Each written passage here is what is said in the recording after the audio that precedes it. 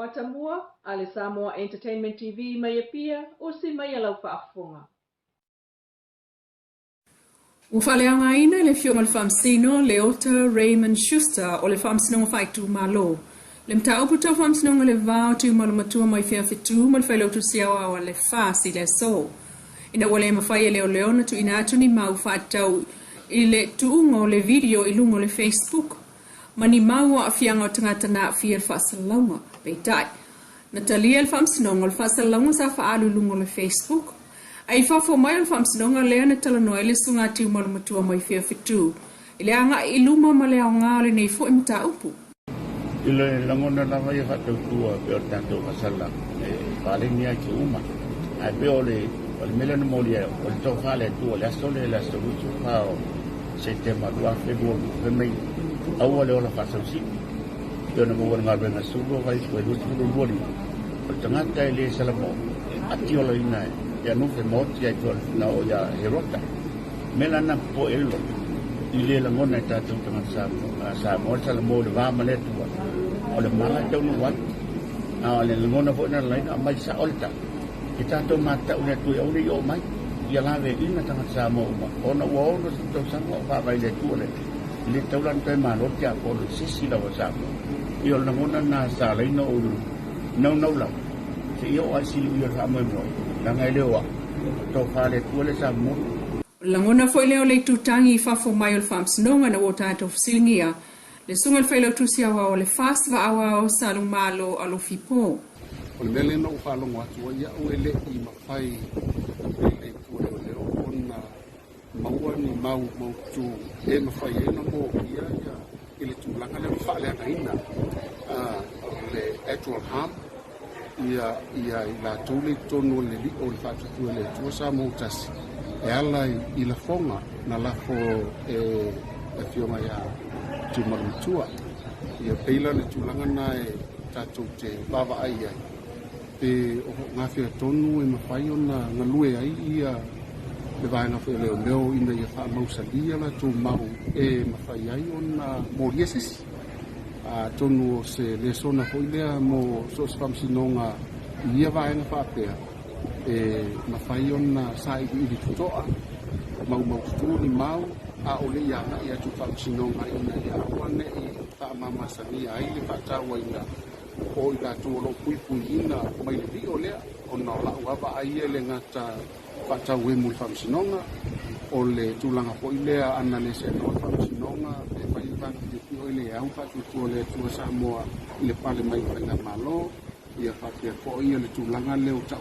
peloina ia tulanga le penga malo ia po fa tu le tu Samoa wa o le ia li fa ikule o lo me o mana la tu tonu le mau no wa vea ele o ali ali mai na va le tulanga na ia o ai fa no ele mo fa yo no me sena me o le alo ya tala o Samoa la tu fa fo ona ele o se tulanga le na leina aviton mo le mautino e tau na ise ona le portamali ina ia tau sia le ba no foi ma oni matinia ia tamali anga wis e ala le ia usau ia ala le ia tala pai ele ave fo ila le tu au noa o lo ia tau mala o te tosi ele leina mo na fo ni fa upunga onga e fa manu elia ise kina ngalo se tasi ia ma vaenga ia e langona ia o ia tanto te pena listu la fono ia ano na tauna te pena le mau o le tu le na ave tu la utangi la tu sa tu la moa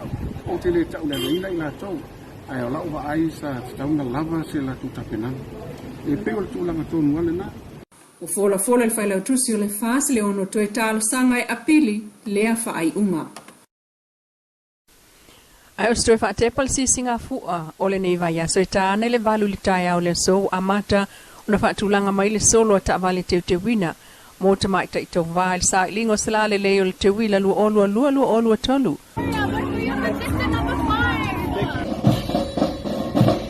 Samoa Entertainment TV.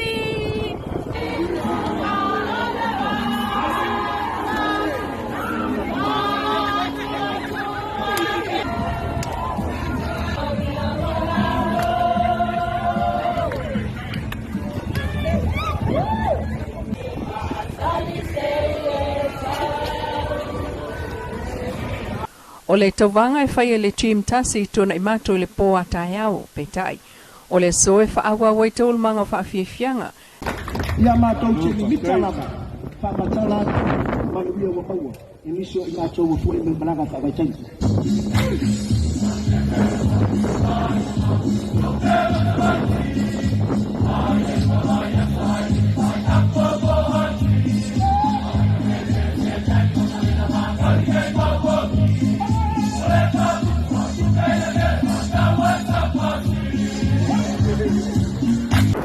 So se mea e nai le lei, tau ma whai fo I le ti a pau, usi a fo.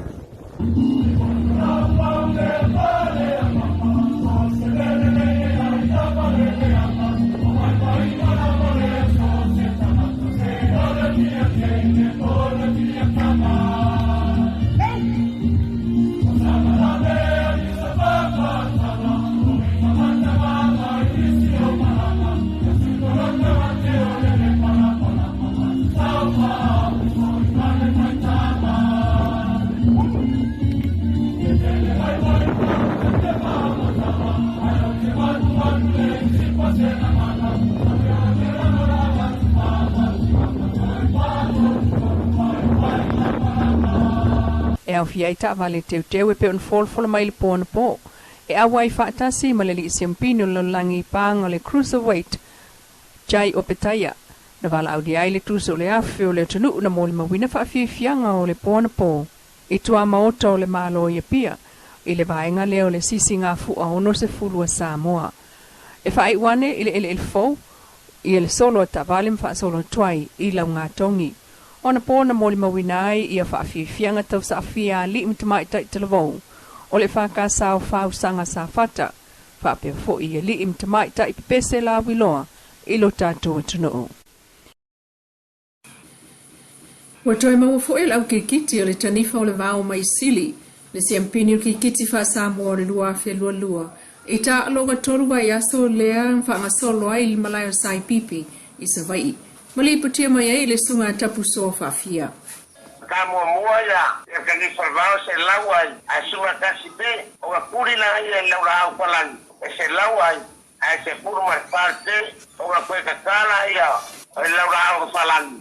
E lua se furu ai, ai mai a rope se furu mariba, o ka kano na ai, o ka ni whalvao kuri ai, e se furu mai liberte, ai mai ai te lau, ai lua se furu, te lau se mpinha nore ale tangi por vao, mai la se ano sil, ai kulua ai, le lau falangi mai la ano sa tawa, o le au nga kukolu, o le au le alo mai foa, le mai la se anga, kuarunga kufa, le lenga bawa le au al makama la se ano sa mata, ya markolu ake se mping, ya materika, ya kuranga lua, e lua ase, ya manei pufoi, ya kuranga polu, ya ase, ya manei pufoi, lalu se lau kuranga fa, ya manei pufoi, ale ai silia, mo ya makanga fiu kia, le au tangi performance sit, de ogo surma fa lai fa, ya ile oro silia, mo ale Carlos pa, ya mai au lau falangi mai sa tawa, e iva na olo, ile kalo ngetes.